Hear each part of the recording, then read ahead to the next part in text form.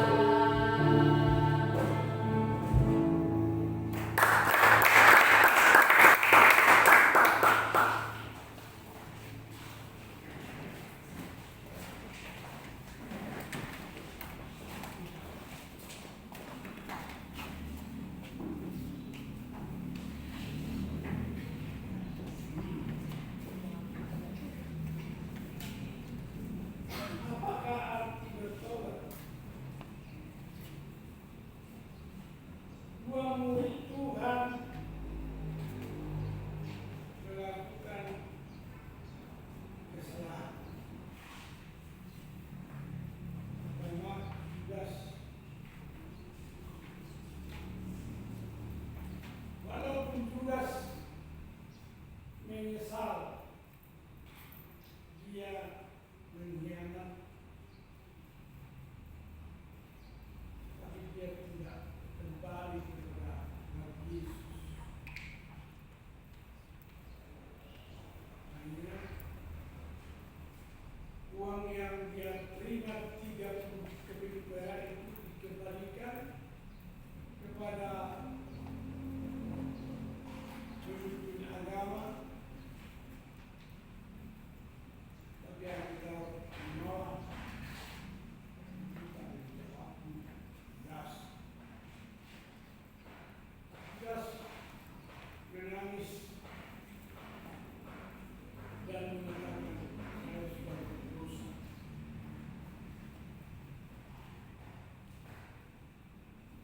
Menyerahkan orang benar itu kepada jahat. Dia melemparkan uang itu ke bait Allah, lalu para imam mengambil uang itu dan agar itu berkurang orang-orang asing, sekaligus untuk mengumpulkan Judas Iskariot ke tempat.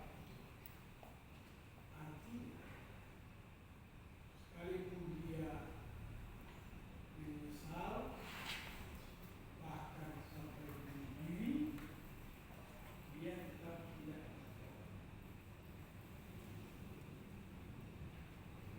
Tetapi Petrus bertobat dan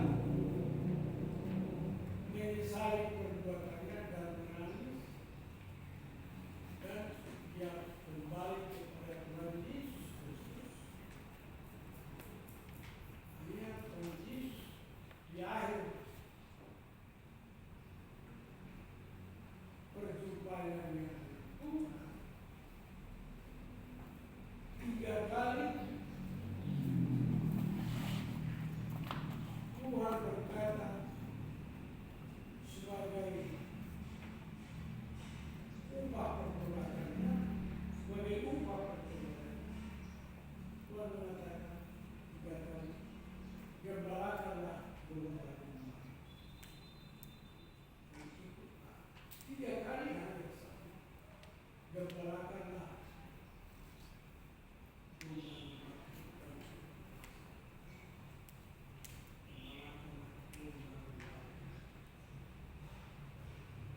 Dan apakah saudara-saudara bersama? Lalu apa yang sudah kita lakukan dalam perbuatan ini? Setiap orang bertobat harus melakukan kewajibannya sebagai bertobat. Tidak sempat lagi Judas Iskariot melakukan satu. Dia menyesal dan bunuh diri. Maka perbuatannya tidak sukses. Nah, bagaimana dengan saudara-saudara? Sebagai ujian sederhana, sangat sederhana, very simple. Tiap minggu kamu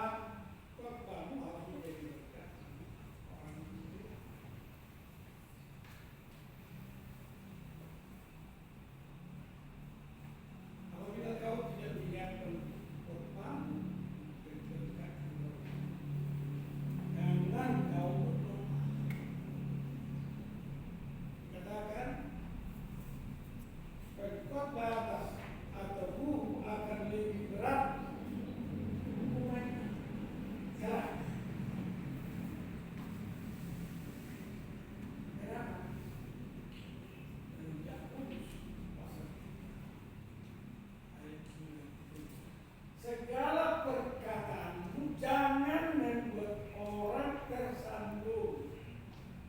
Perkataan yang keluar dari mulutmu haruslah sempurna.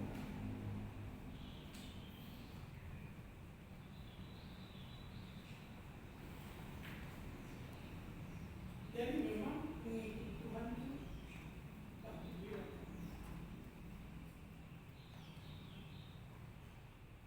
Sebab kalau kita seperti jemaat-jemaat yang lain, maka nasib kita pun sama dengan mereka. Nasib apa? Siap. Nasib siap. Jemaat yang kita sungguh melakukan demikian, maka dia sesungguhnya sudah ada bagian binasa. Jadi bagus dia masih banyak untuk kita presentasikan diri kita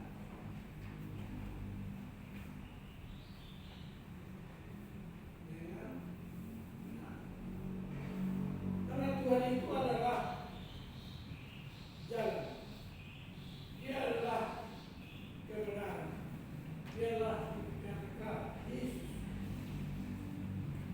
Kita ada kesempatan.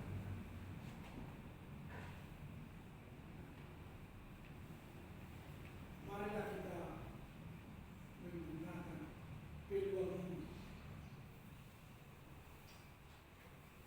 Dan peluang ini adalah satu saja.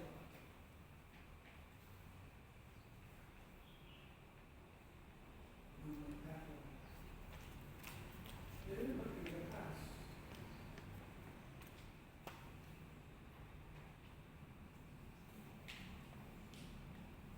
Apa upah hidup yang tergolong tak membutuhkan keuangan? Dan orang yang tidak punya upah apa panggil Tuhan. Orang yang mendapat upahnya yang tertulis namanya dalam buku kehidupan. Itu yang dipanggil. Jadi bukan santai. Bukan santai. Tidak ada santai. Ya.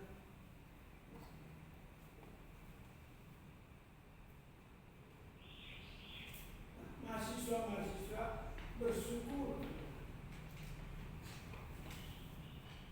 Bersyukur. Tahu sekarang tahu. Masuk.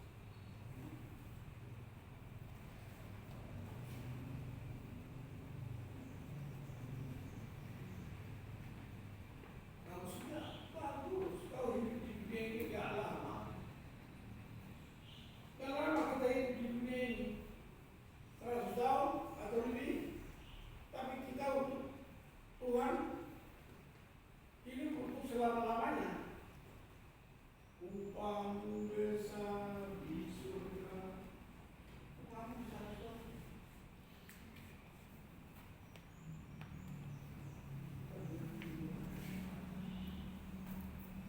Haleluya. Haleluya. Demikian saudara-saudara. Shalom. Selamat Selamat berjuang. sampai Sampai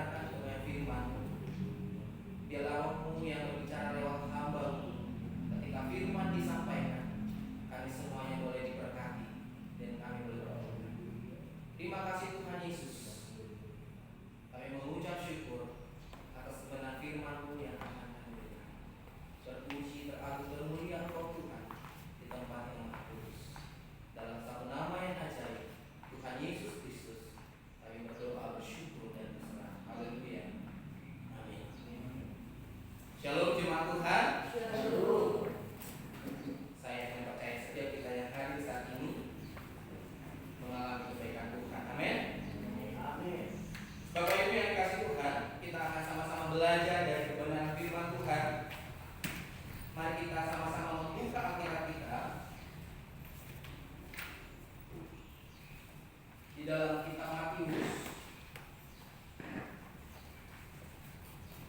Matius pasal 5 ayat 13 sampai ayatnya yang ke-16.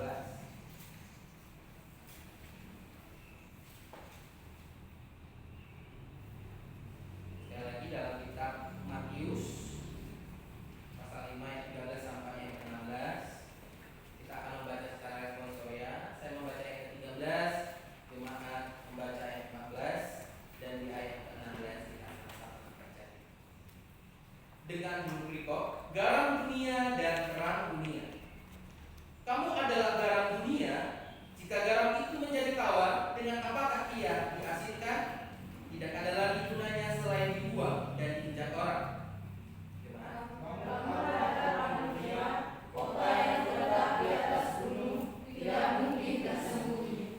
Lagi pula orang tidak menyalakan pelita lalu meletakkannya di bawah bantal, melainkan di atas kaki dia, sehingga menerangi semua orang di dalam rumah itu. Sama-sama.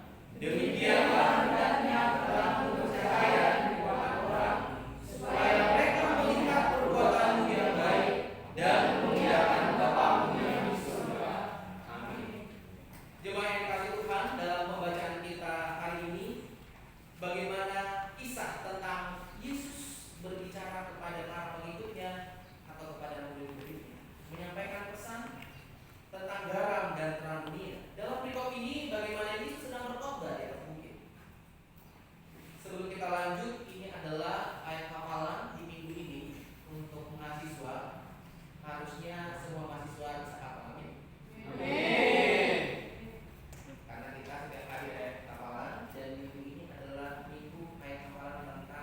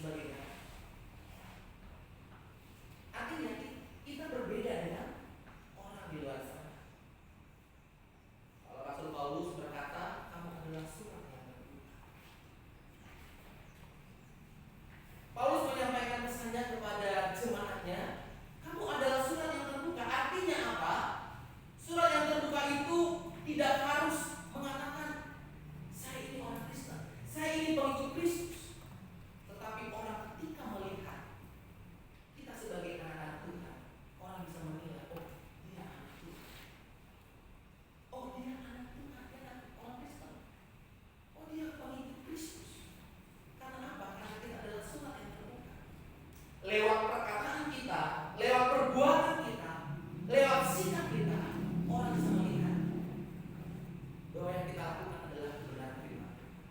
Kata-katanya penuh dengan kasih, penuh dengan kelembutan, penuh dengan pengampunan.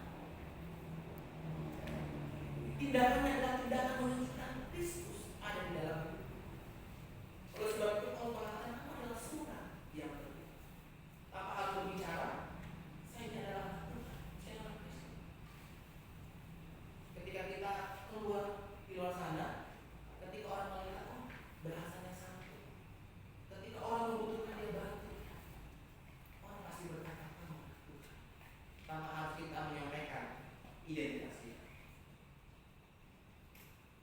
Di poin yang pertama di sana dikatakan adalah garam dunia memberi rasa dan mencegah kebusukan. Pada zaman kuno, garam bukan sekedar bumbu dapur, melainkan pengawet utama. Tanpa garam, daging akan cepat membusuk.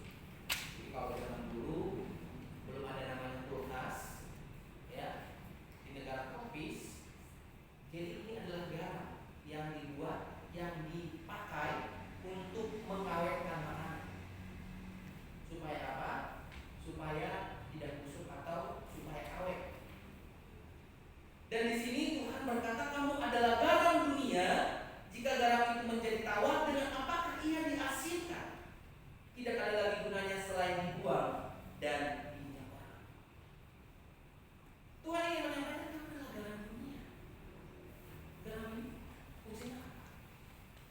Kalau kita bisa melihat di pelajaran biologi, garam itu begitu banyak manfaatnya. Memberikan rasa pada makanan, mengawetkan makanan, dan mengusir serangga dan banyak lain fungsi daripada garam. Tetapi Tuhan berkata dalam ayat ini, jika garam itu menjadi tawar, dengan apakah ia diasinkan selain dibuang dan dicampur?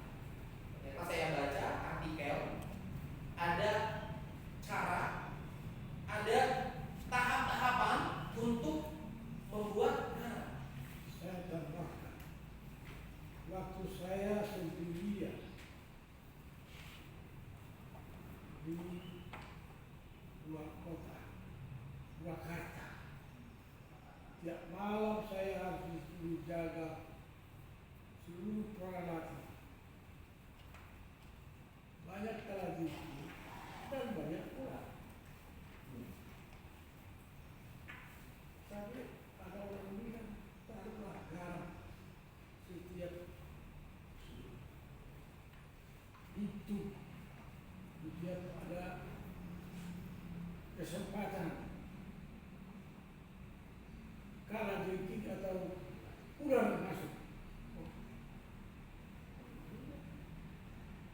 Dan berlatih diri saya tidur sendiri, nggak ada orang lain. 1 hektar alat beratnya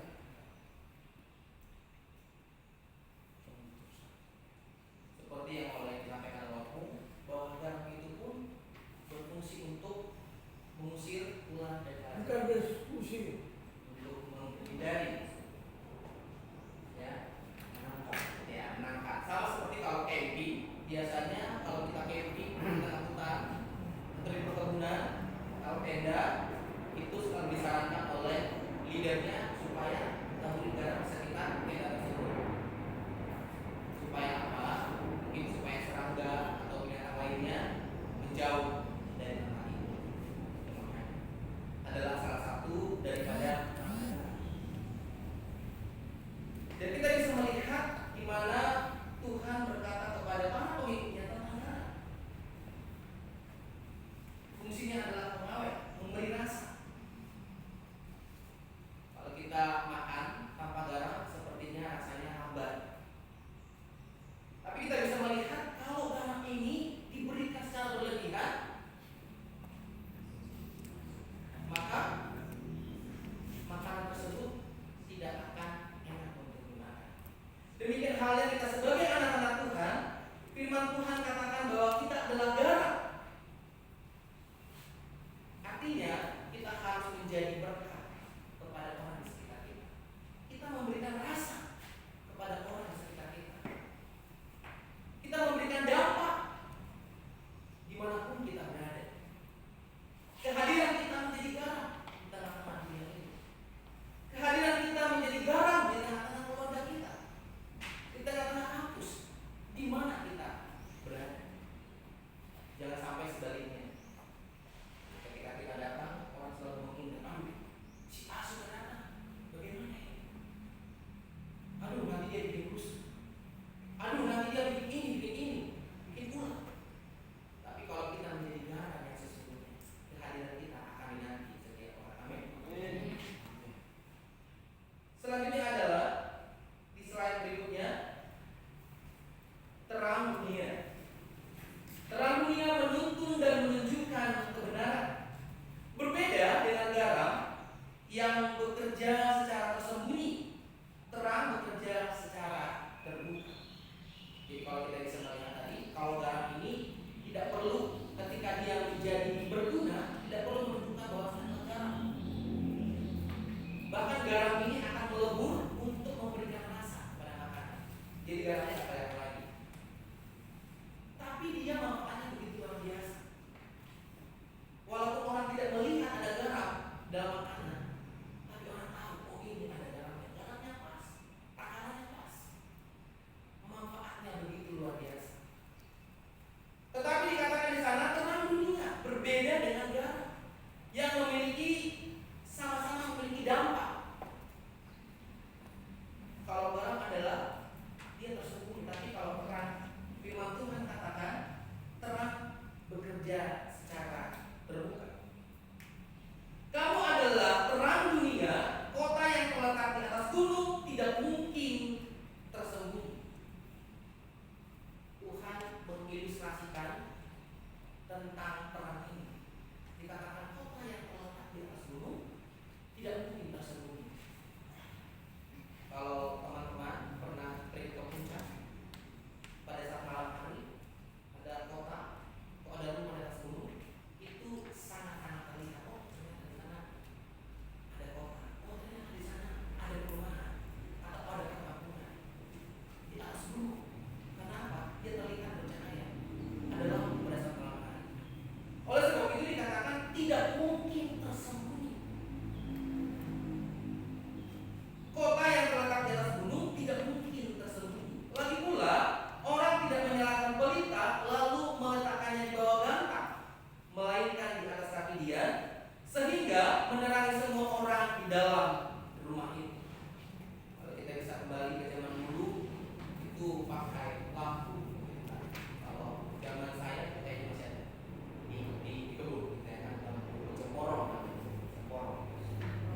Jadi ketika dipasang dia akan ditaruh di dinding. Dia akan ditentukan arahnya supaya ketika dia ada menerangi semua ruangan itu. Jadi harus tempat yang tepat di atas atau di dinding untuk menerangi semua ruangan itu.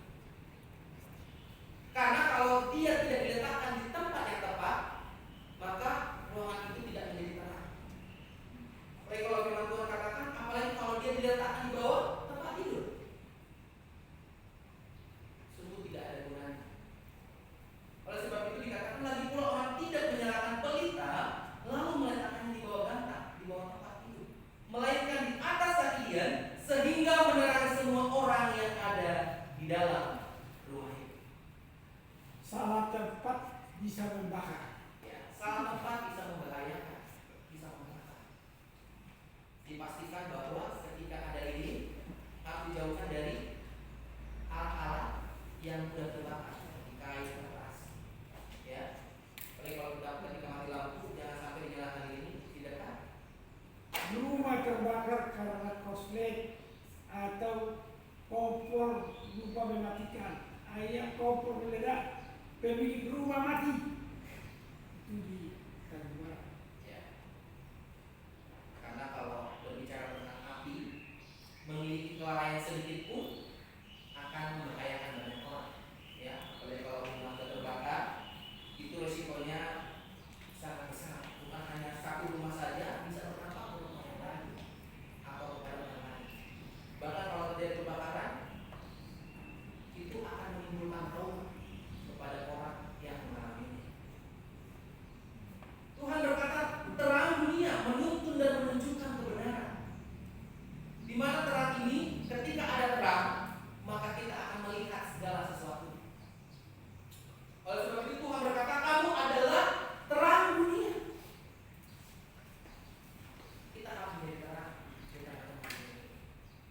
tersembunyi kuasa Allah tersembunyi kuasa melalui terang. melalui terang Tuhan. Kalau kita bisa melihat, nasihat selalu berkata, kalau kita menjadi terang, di dalam terang, apakah kita terlihat? Misalnya ini dalam keadaan terang, terus kita taruh diri di sana, apakah itu sangat berdampak? Tentu tidak. Kalau sudah terang, kita taruh diri, ya tidak ada gunanya. Tapi ketika di malam hari dengan kegelapan, kita membuat satu lilin yang kecil, itu sangat berdampak. Ada terang di dalamnya. Oleh sebab itu dikatakan kamu adalah terang dunia. Kenapa dikatakan terang dunia? Karena dunia ini penuh dengan kegelapan, penuh dengan kekacauan, penuh dengan ketidakpastian.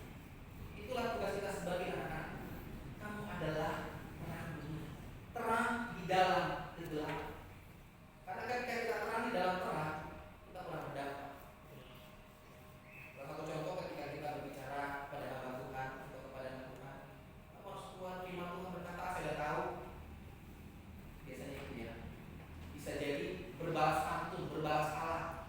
Ayat firman Tuhan berkata, ya firman Tuhan juga berkata. Akhirnya tidak menyelesaikan masalah. Itu yang sering. Kalau saya berbicara kepada pakar-pakar, ahli ahli Taurat, orang-orang Saduki biasanya seperti itu. Menyampaikan firman Tuhan berkata, ya firman Tuhan juga berkata, saling berbalas. Tapi ketika kita ada di tengah-tengah kegelapan, orang yang mengalami pergumulan, orang yang mengalami masalah di luar sana, baik keluarga kita, teman kita, sahabat kita, kita memberikan nasihat, kita memberikan firman Tuhan. Firman Tuhan berkata, pasti mereka dengan sukacita, mereka akan menyadari dia. Apalagi kalau kita berkata Tuhan mengasihi. Karena banyak orang di luar sana kehilangan kasih, kehilangan pengharapan, kehilangan iman.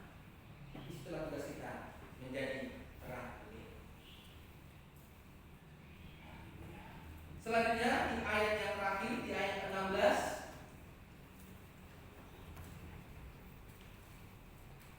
tujuan akhir memuliakan Bapa yang di surga.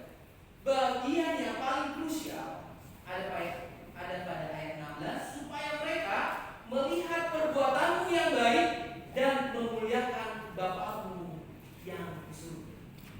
Di sana dikatakan demikianlah hendaknya terangmu bercahaya di depan orang, supaya mereka melihat perbuatanmu yang baik dan memuliakan Bapamu yang di surga.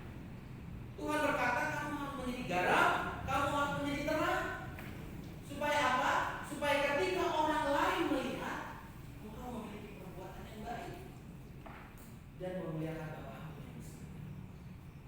Jadi bukan hanya sekedar identitas menjadi garam, menjadi terang, tapi firman Tuhan juga katakan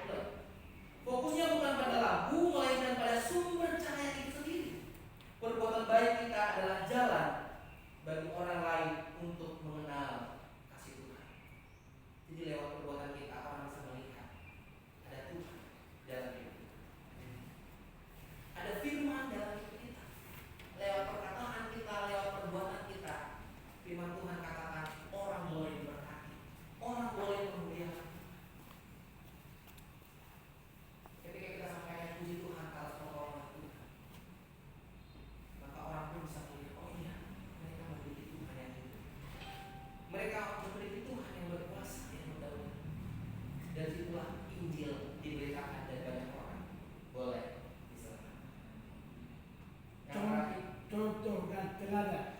menjadi contoh dan teladan dimanapun kita berada. Ini bahayanya. Kita tidak bisa memberikan contoh. Tidak juga memberikan teladan. Doa yang benar besar. Doa yang benar besar. Nasihat. Ini tak ada. Tidak beroleh kuasa, tidak beroleh khasiat. Karena ini tidak benar. Bagaimana sampai anakku bukan hanya sekedar berkata, tapi kita juga harus melakukan perbuatan. Dan dari Tuhan datangnya seluruh berkat. Dia adalah sumber. Hanya kita tidak dikenal. Harus. Haleluya. Kita akan membaca bersama-sama untuk kesimpulannya. Saya bacakan saja. Menjadi garam dan terang dunia berarti berani tampil beda. Dunia ini seringkali gelap dan awam. Namun Tuhan menempatkan kita di sana bukan untuk ikut-ikutan menjadi gelap, melainkan untuk mengubah atmosfer. Artinya apa? Ketika kita ada di tengah-tengah dunia ini, kita yang harus mengubah dunia. Kita yang harus menjadi berdampak. Bukan sebaliknya. Ketika kita masuk dalam dunia ini, kita terpengaruh dengan dunia. Ketika kita masuk dalam gelap, kita yang jadi gelap. Bukan itu yang dimaksud. Tapi kita yang berdampak, menerangi, memberikan rasa, melakukan perubahan. Jangan sampai kita dari dalam dosa dan bilang, iya saya terpengaruh. Soalnya dia sedang ngomong kasar, ngomong kotor, akhirnya saya terpengaruh. Oh saya terpengaruh. Dia suka mabuk-mabukan, minum-minum. Karena saya sering berteman dengan dia, saya jadi ikuti mabuk dan minum. Kalau seperti itu berarti kita yang terseret pada dunia. Padahal harusnya kita yang harus menjadi berkat dan terang. Dan yang terakhir, jangan tutupi kegelapan, mulailah nyalakan. Jadi firman Tuhan ini mengingatkan ketika kita dalam kegelapan, dalam pergumulan, dalam persoalan, dalam kesulitan, jangan pernah menutup. Ini gelap sekali. Oh ini sudah sekali. Ini masalah besar. Terkadang anak-anak Tuhan juga ikut melihat bahwa kenapa Tuhan bahkan menyelamatkan.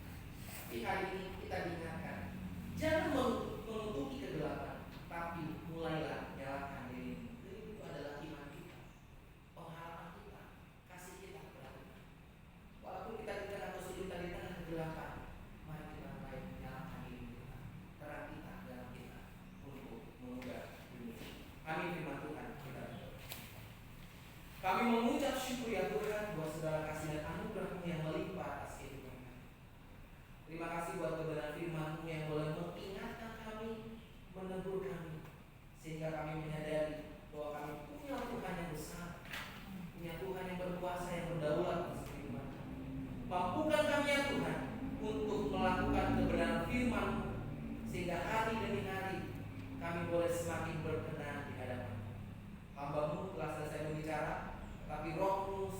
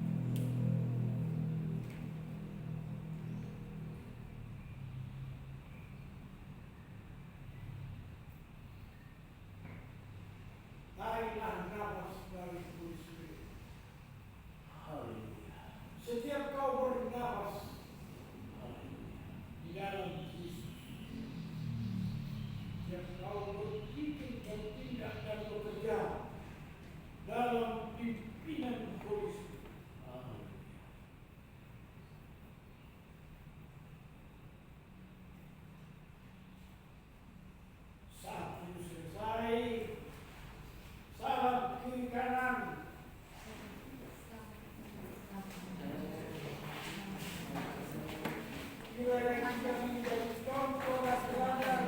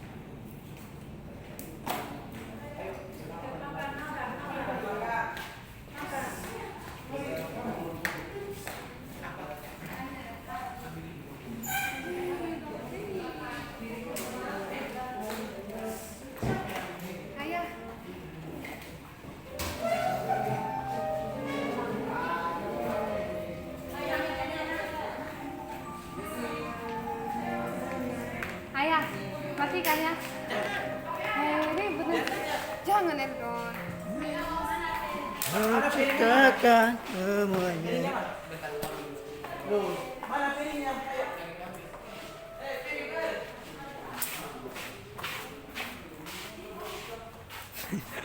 Sini kuat.